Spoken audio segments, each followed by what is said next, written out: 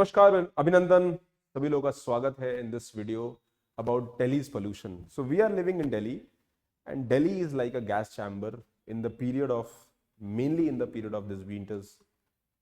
November December is a area of phase जहां पर दिल्ली में पोल्यूशन अब नॉर्मली बढ़ जाता है. Now there are lot of reasons. One reason why Delhi का पोल्यूशन बढ़ जाता है is because of the geographical location. Also the man made pollution is also there. Now अभी recently हिंदू में एक रिपोर्ट आई, इसमें लिखा था that the Delhi's pollution is 17 times the WHO limit. Now if the pollution is 17 times the limit, now imagine the impact it would make on common people like you and me.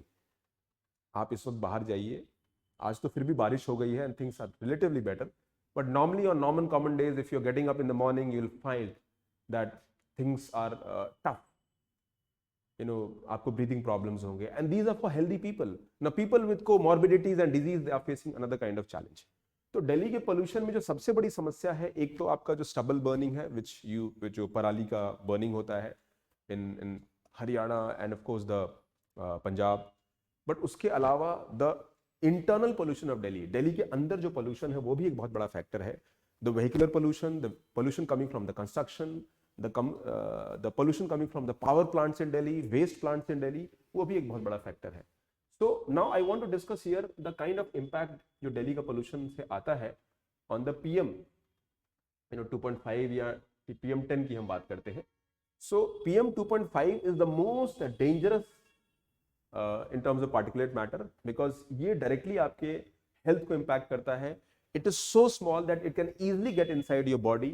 It can create shortness of breath, coughing, chest pain, fatigue, and further बाद में आपको long run में you will have asthmatic diseases and cardiovascular यानी heart के disease आपको हो जाते हैं.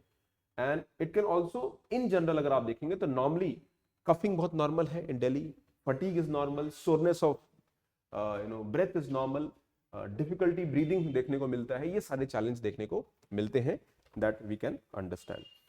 Also, ozone can make these conditions worse. Ozone में ये सारी चीजें और टफ हो जाती हैं. तो एज अ मेंटर मेरा ऑब्जेक्टिव यही है कि आपको बताना दैट द पोल्यूशन जो हमारे हेयर का जो थिकनेस होता है दैट इज 60 माइक्रोमीटर एंड उसके जो आपके एयर पार्टिकल्स हैं दैट इज इवन लेस. आप सोचो 2.5 है which is so less.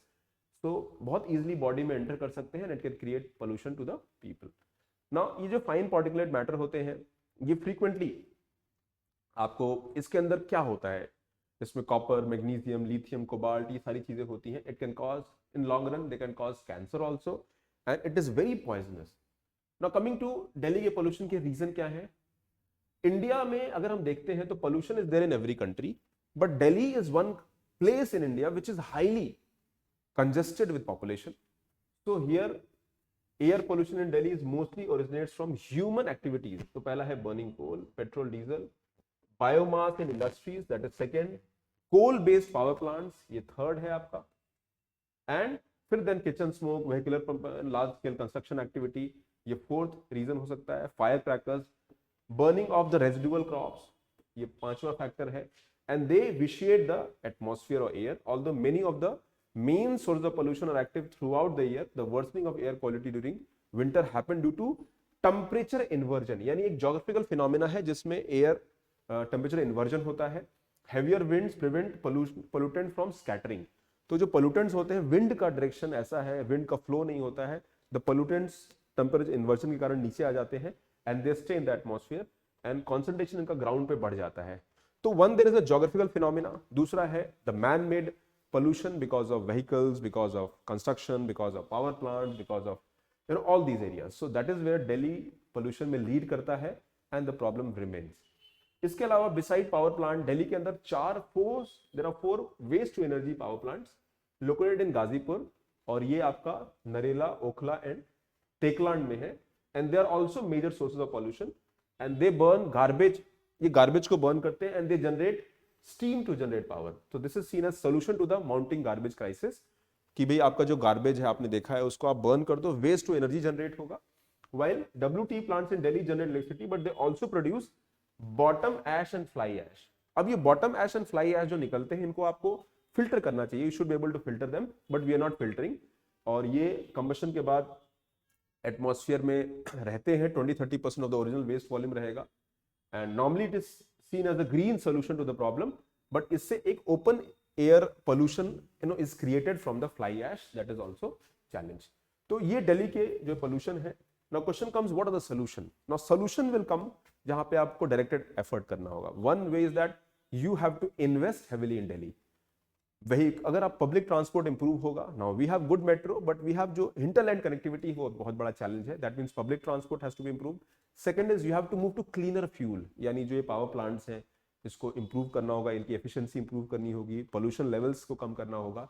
The third is that you have to disincentivize people to use vehicle. जो व्हीकल्स आप यूज करते हो उसको डिसइंसेंटिवाइज करिए। ये GRAP 1, 2, 3, 4 ये लगता है, that it could be a solution, but ये एक स्ट्रक्चरल प्रॉब्लम है। It is not a problem that can solve in a matter of few days. जैसा बीजिंग ने किया वैसा दिल्ली को भी करना होगा। You might have to move the factories outside in a structured manner. In next 5 year में फैक्ट्रीज बाहर मूव करिए। जो पावर कैपेसिटी है उसको आप स्ट्रेंथन करिए, but in a different way. Also Delhi का जो वेस्ट है, waste management is also one of the big factors. Construction will always be there, उसको और स्ट्रिक्टली इन्फोर्स करिए। And the long term solution has to be created, like smoke towers create करिए, या फिर air filters जो है public level पर use करिए, and incentivize people to adopt more environment friendly habits. So that is only the solution that can be seen in long run. Only time will tell. But Delhi का pollution एक बहुत बड़ा challenge है, और ये pollution तब तक सॉल्व नहीं होगा जब तक आप सिस्टमैटिकली इसको रिजॉल्व नहीं करते हैं। So thank you very much. That is all for today. Thank you very much. Like the video, subscribe to the channel, and you can look at the courses that UPSC के जो हमारे हैं, and thanks for watching. Take care. God bless you. Bye.